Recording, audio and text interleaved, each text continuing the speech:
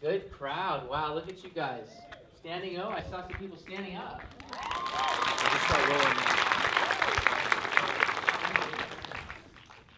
So this is the big house, and this movie sold out twice.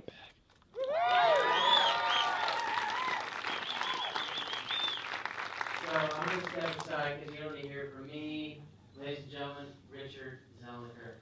Yeah!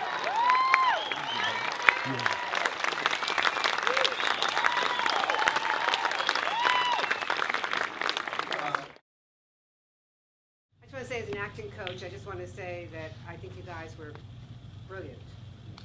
And Margie Baker, everybody. She's a big shot.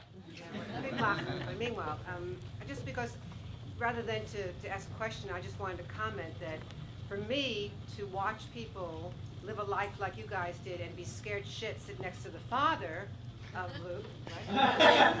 I mean, it means that you guys really lived the life, and I'm very impressed, and thank you for commitment, for that kind of commitment.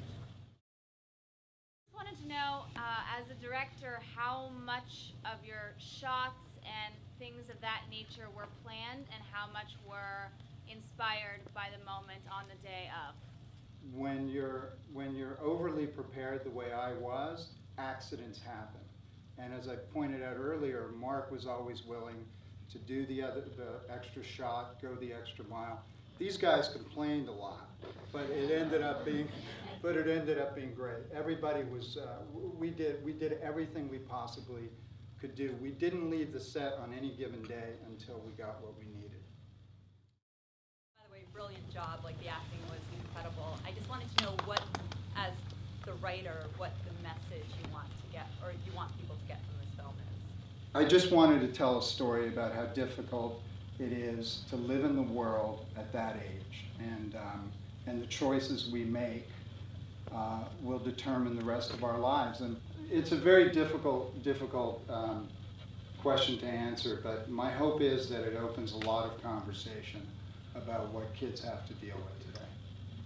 Yeah, no, I think that was very well said. And I also think a big part of it is it's a question of identity, you know. And that's kind of what high school is all about. It's about trying to find your identity in this really malleable just atmosphere where people are trying on who they are and things are changing all the time. And there's so much pressure and you don't know where you're going, and you know all these people are around you and you think maybe they know what they're doing, and being shoved upon them. I just wanted to kind of show that struggle.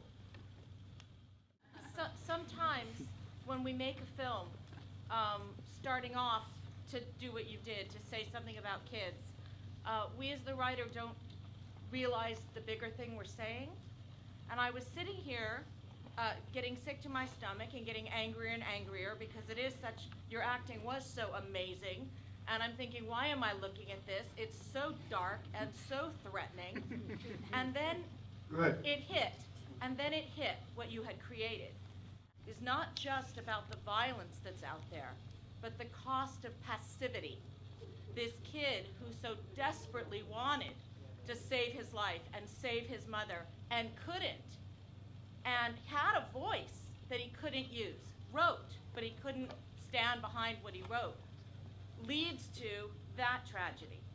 And I think it's such a celebration of the writer's voice and the power of art to change things, and I'm just deeply moved by your work, gentlemen. Well done. Richard, what character are you in it? What character am I? Oh, three guesses. Three guesses. I'll let Luke answer that one. It's obviously apparent to you that yes, Richard is Ricky, and I obviously auditioned for it and I started working on it, and how, maybe 3 or 4 days in, I was like, he was like, no, this is what you do. Like, he's like, this is what you're thinking, and I was like, oh no, I think I'm thinking, no, this is what you're thinking. And I was like, okay, all right. It soon, came to me that I was playing Richard Zelniker. Pretty much.